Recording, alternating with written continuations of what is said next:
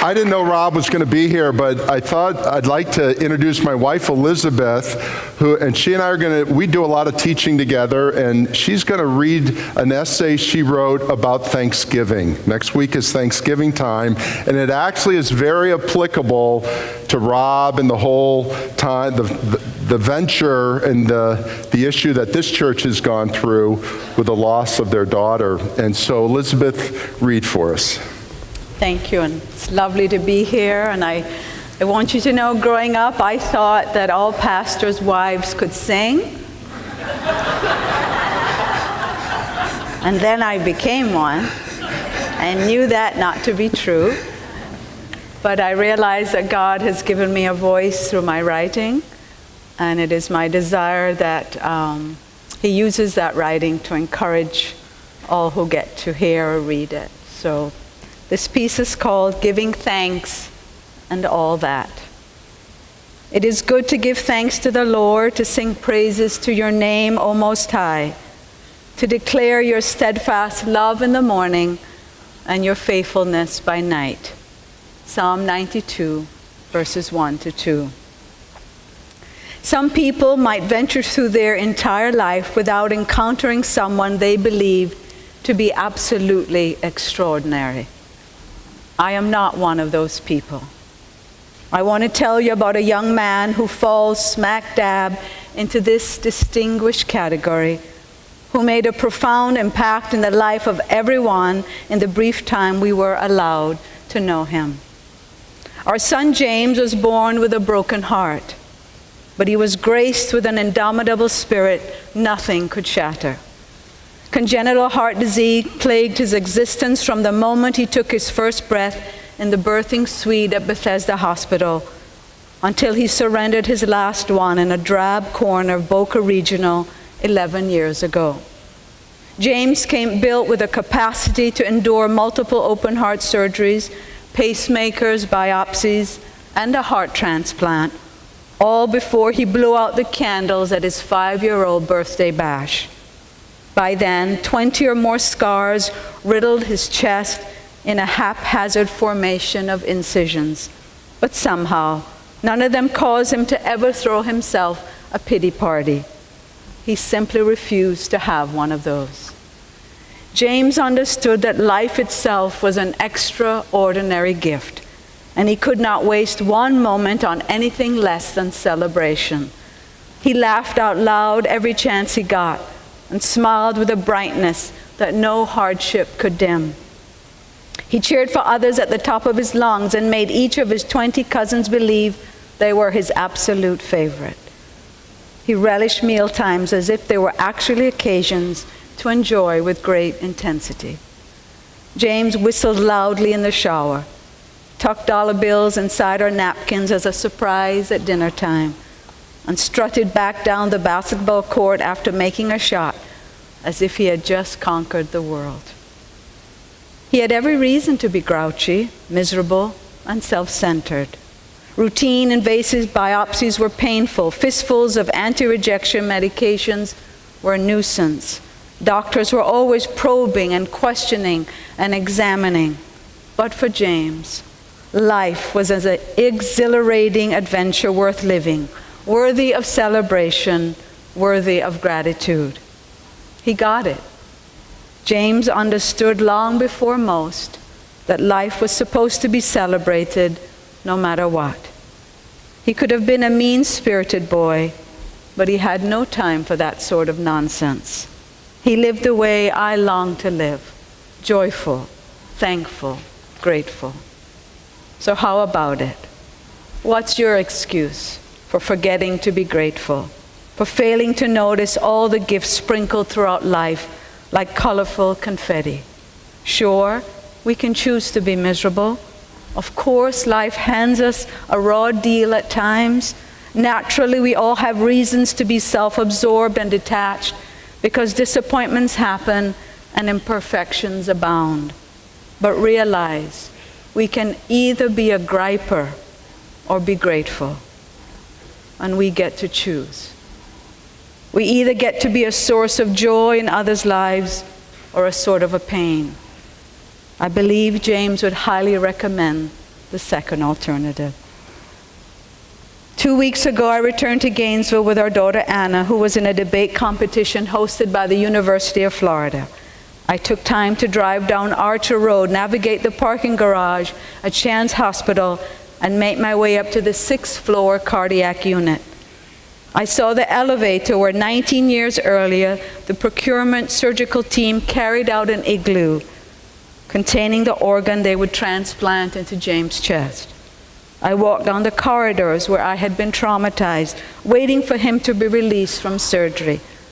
I looked way up at the rooftop where we had landed in our medevac helicopter all those years before. This time, James was no longer a patient. This time, I had come to reflect, to remember, and to be thankful for all the answers to prayer God had provided in this very building. It was a sacred time for me, a meaningful time, a time for gratefulness. And so I challenge you in this season of Thanksgiving to strive to become grateful men and women, to find opportunities to express gratitude to others and to the Lord as you consider how many things you have to be thankful for. Practice gratefulness until it becomes one of the distinguishing hallmarks of your life. And one day, perhaps many years from now, someone will recall just how wonderfully you celebrated it all. Know that they will be eternally grateful they ever got to know you. Thank you so much. Thank you.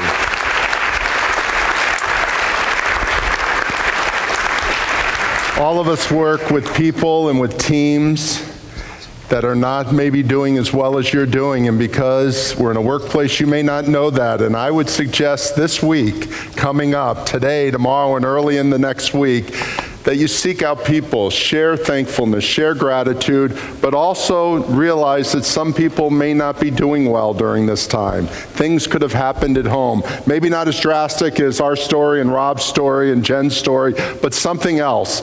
And you can bring light and joy into their life, even though it may not be your job description to do that, but I would say it'd be a great addition to do that. Elizabeth is an author, as you can tell, and she has written some books about what she has written on today, and they're out there if you'd like to see them as well, and encourage other people who have walked some of these paths, and you may not understand how to walk some of these paths, and these books help describe that as well. But thank you, Rob, for being here and allowing us to participate with you and your life, and specifically that Elizabeth and I can participate with you as you journey over the coming weeks and months of time. Well, today we're here to talk business, and so we are going to do that, and we're going to start around your table. So take out the paper that's there before you, and I'm going to ask you 3 questions, and you have to answer them as a group, okay? So this is a group. We're talking team building. This is a group dynamic. So put on the thing. I want you to name, as a group, so don't be an outlier here, work together, the top 3 companies, that's financially speaking, as described by Forbes magazine. If you're at Boca Lead, you got to keep your mouth shut because I did this 2 weeks ago. You cannot participate. Now, here it is. The top 3 companies 100 years ago, the top 3 companies 50 years ago, and the top 3 companies today. Go to it, and we'll come back in a couple of minutes. So I would say AT&T. Okay, I think that's a great choice. Okay. 50 years ago. No, we have to come up with 3 from 100 years ago. Oh, AT&T. Right. Carnegie Steel. Yeah, steel, some kind of steel. I'd agree. GE. Okay. Yeah. Years ago. Yeah. Yeah. So GE. I think that's a good choice. That sounds right. I'll say. Was that a little hint? 50 years ago. General Motors. I don't know how old General Motors is, but I mean, Ford.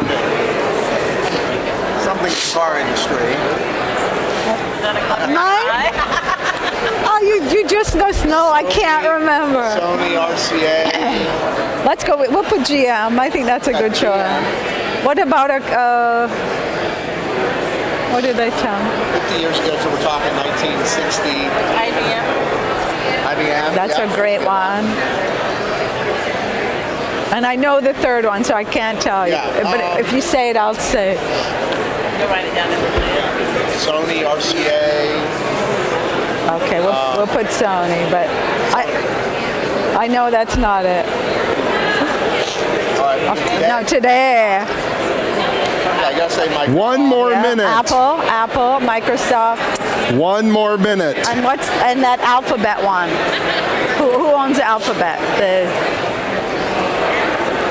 It's a cover company for one of those computer. What's the third? It's Apple, Microsoft, and what's the other one? It's a cover company. Yeah, for a computer.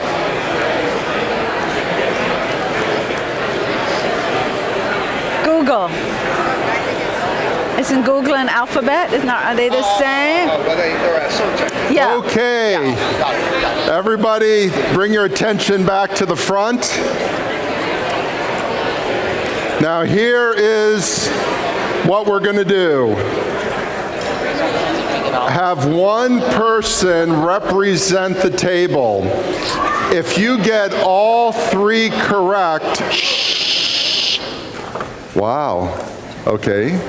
If you get all three correct in one category, your table can stand by having your representative stand, okay? I don't want the whole table to stand. This down so we can. The Hayes group always likes to stand, and okay, it's just one person. So in 1917, 100 years ago, these are the top three companies. Okay, Steve. U.S. Steel, AT&T, and Standard Oil.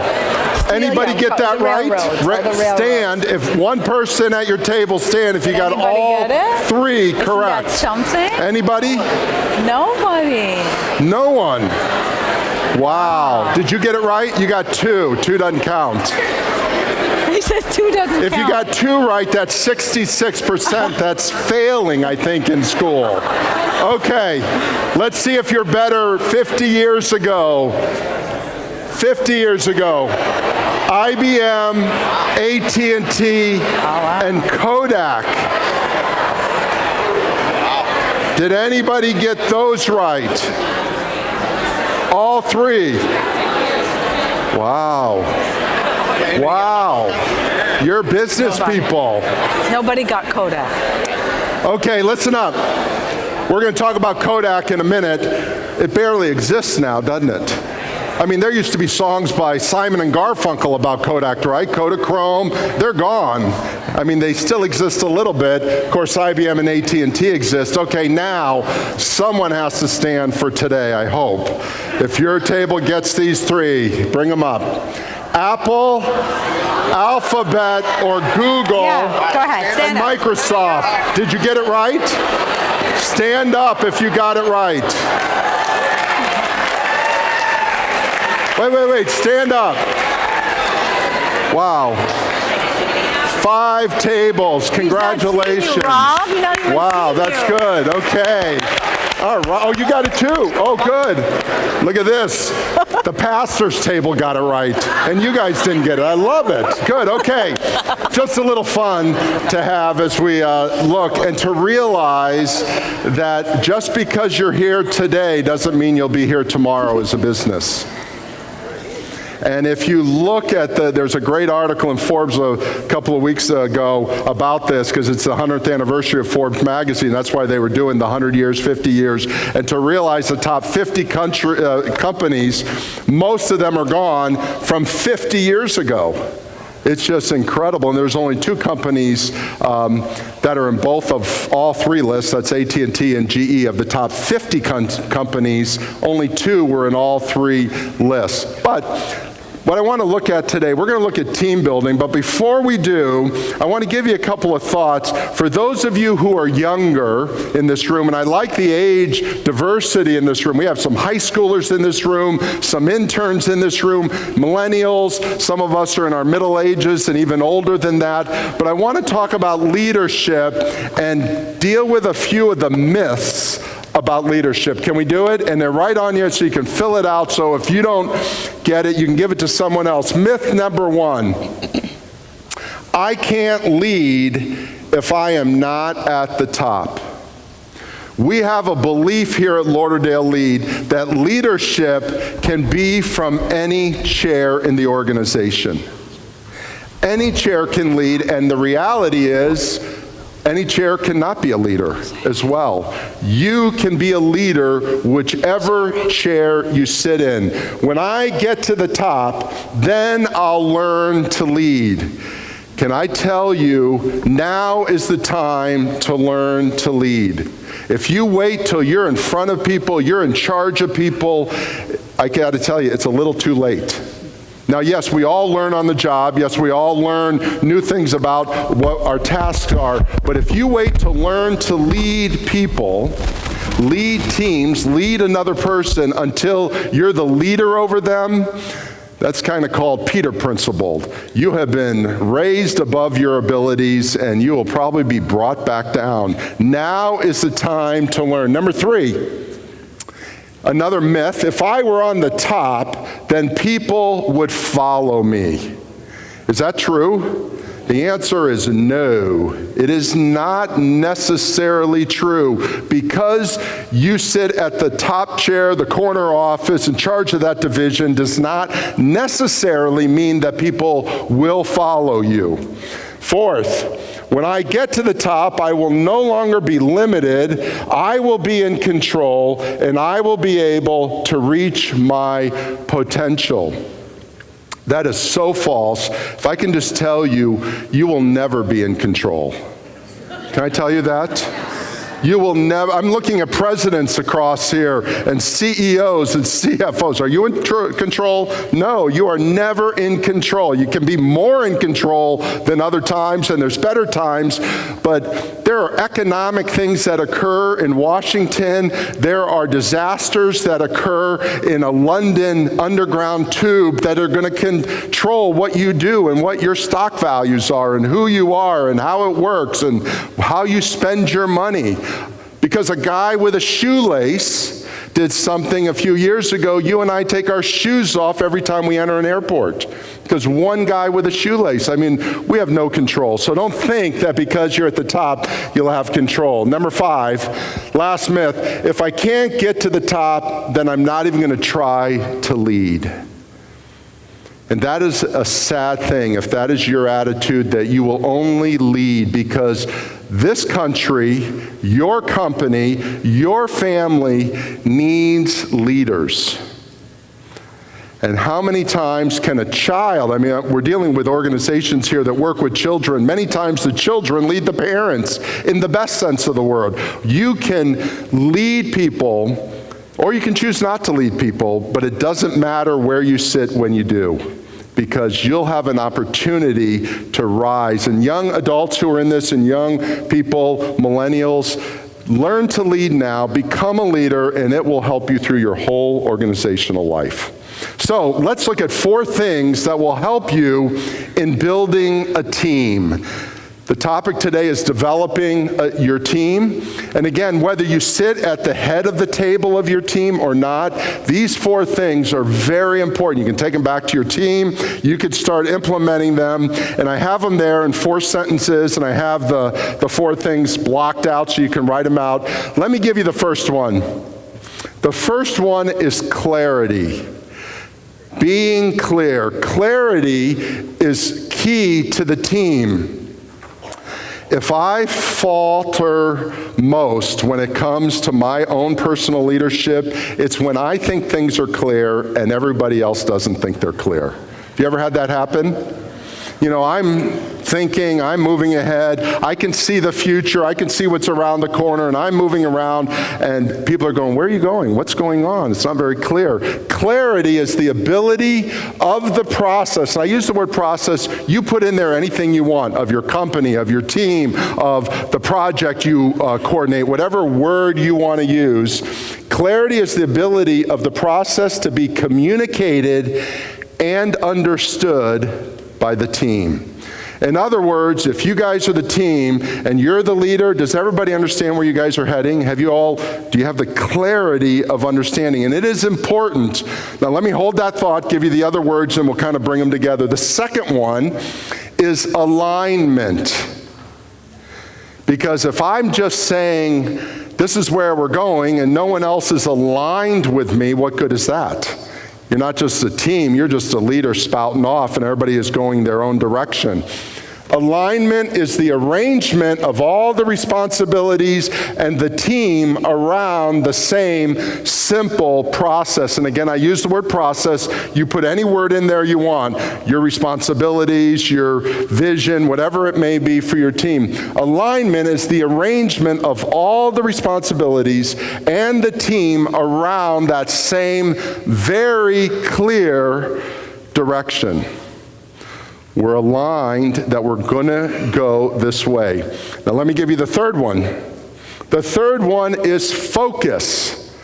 Focus is the commitment to abandon other things, everything that falls outside of the simple process. So you have clarity, alignment, and focus. How does this work? Before I get to the fourth one, I'm going to give you a clear vision right now. The clear vision is this. We all are going to go to West Palm Beach. That's the vision. We're all going to travel to West Palm Beach. Do you get that vision? Is this unclear or clear?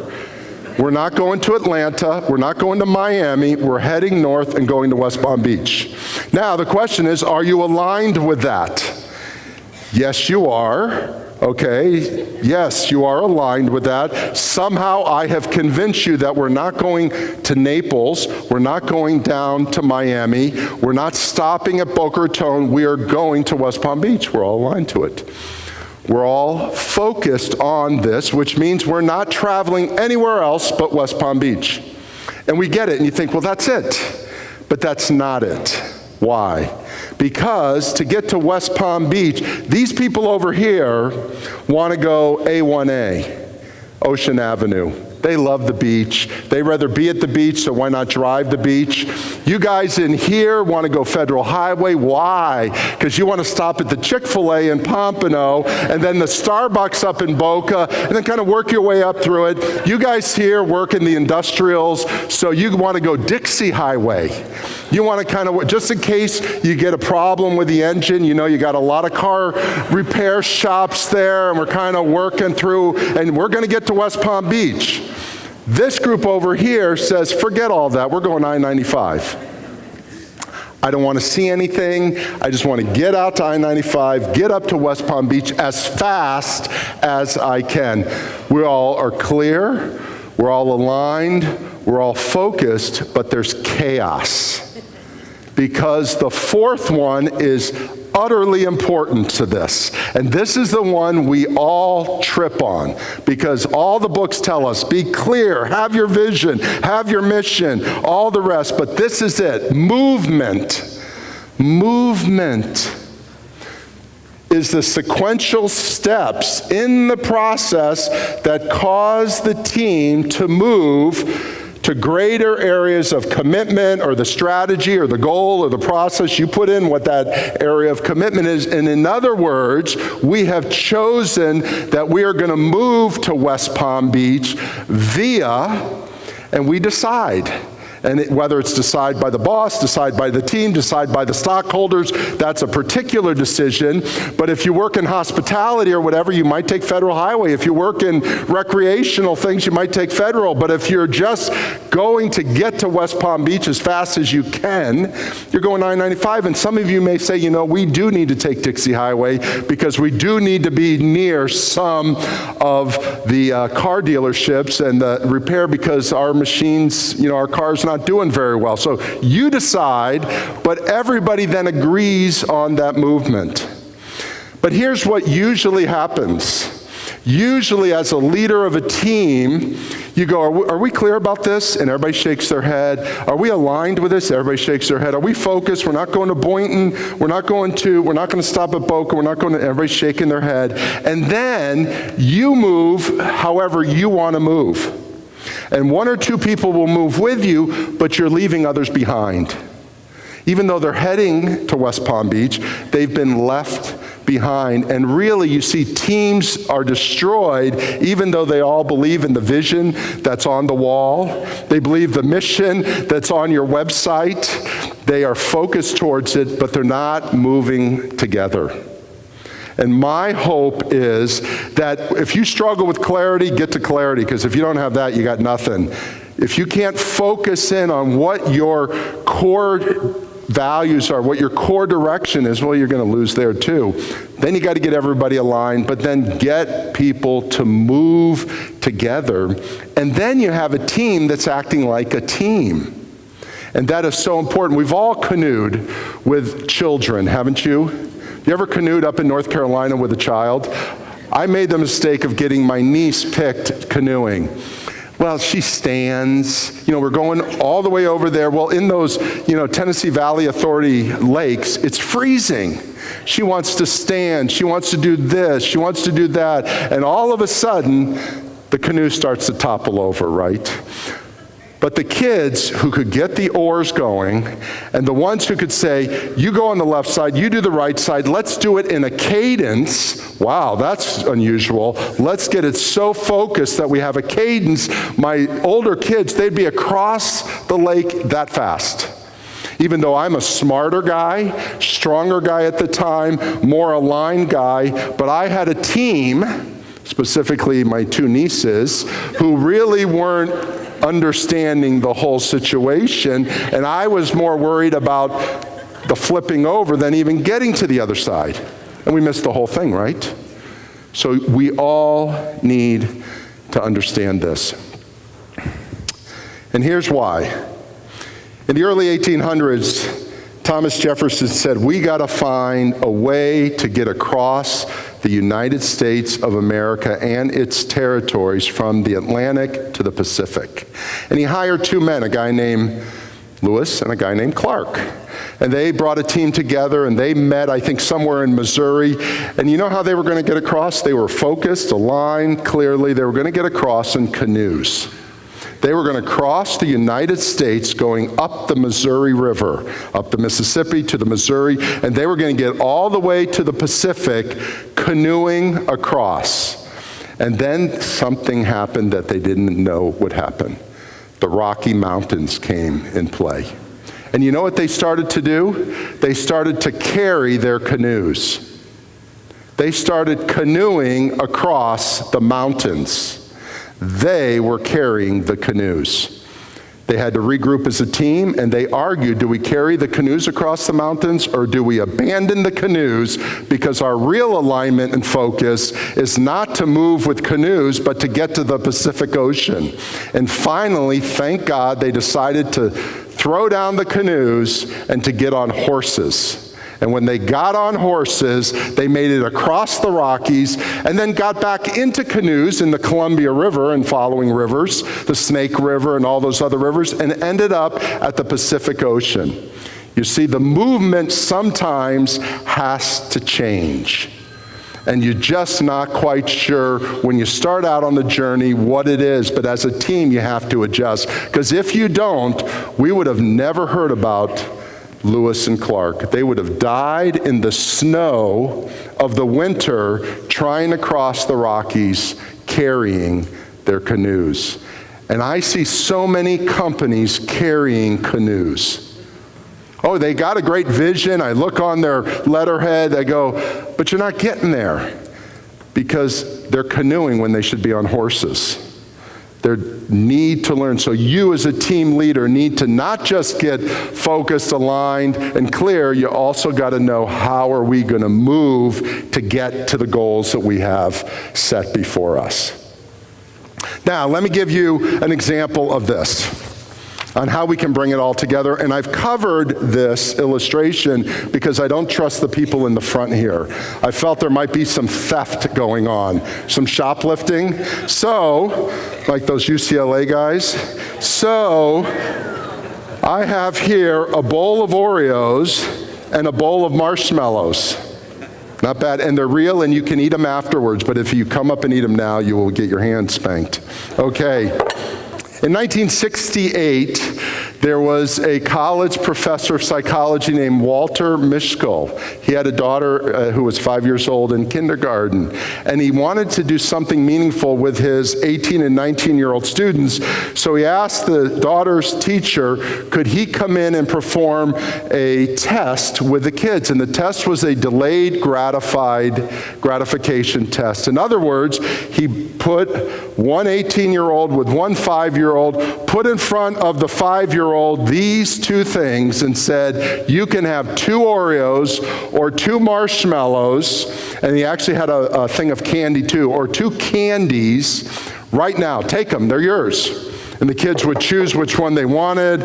I would take the Oreos and take the 2 Oreos. And then they said, but if you wait 20 minutes, I have to go out, and I'll come back in 20 minutes, and if you wait and don't eat the 2 Oreos, or the 2 marshmallows, or the 2 pieces of candy, I will give you 4 of them. And so, but you can eat them now. So there they were.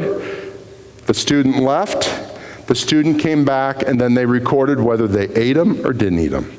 And everybody had a great time. 110 students or 120 students did this, and everybody enjoyed it. They wrote some papers about it, end of story. Then next year, the principal said, would you do it again with your new students, with our new kindergartners? They did it for 4 years. 500 kids went through this test. End of story. That was 1972. Nobody remembers it. And then the daughter, who was 5 years old, when she went to college, she said to her dad, Dad, I wonder what happened to the kindergartners who took the marshmallow test. And he goes, well, let's find them. So he found about 250 of the 500 students and tested them and found this, that those who waited 20 minutes scored on average 200 points higher on their SAT test. 200 points. That's enormous if you don't have high schoolers. That is huge. That they made it through high school without substance abuse, that they were less obese, that they were more socially adjusted, that their first jobs were more successful than the others. So they tested all this out. He wrote a paper about it, end of story. 20 years later, 5 years ago, approximately, the daughter, who's now in her 40s, goes to her father, who's about to retire, and says, Dad, before you retire, why don't we find out what happened to these kids who are now in their 40s? So he found a couple hundred of them. Social media made it a little easier now. Finds them, tests them, and found out what was happening to them. Marriages were happier if they had waited, less obese, healthier, socially better adjusted, loved their work more, all these things if they waited 20 minutes when they were 5 years old for an Oreo. End of story. He wrote a paper about it. It was over. Then he realized he had asked the wrong questions. He all asked what questions? What has happened to you? What are you doing now? Did you do this? Did you do that? And so he went back and asked the why question.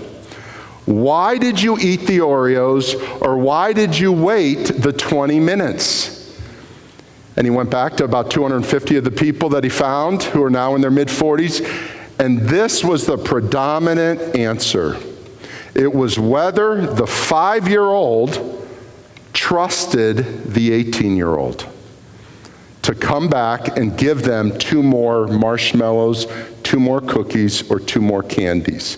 It was all based on trust or lack of trust. They didn't understand delayed gratification. They didn't understand any of that. What they understood was, can I trust? And they probably couldn't even verbalize it as a 5-year-old, but do I trust this girl or this boy to come, man, they would probably have called him, to come back and to give me 2 more of the things that I like? And I would venture to say, and I would be more than venturing to say, I actually believe this, that teams that do well are teams that have trust in each other. And I believe a team that is trusting and trustworthy will go much farther than a team that is just an assemblage of people that are highly talented. Because where there is trust, that to me is the glue of clarity, alignment, focus, and movement. And if you are on a team or a leader of a team, the best thing you could do to start is to build trust in your teammates and in those around you. And I believe you will see incredible results personally in your relationships, but also in the movement of your business. Thank you.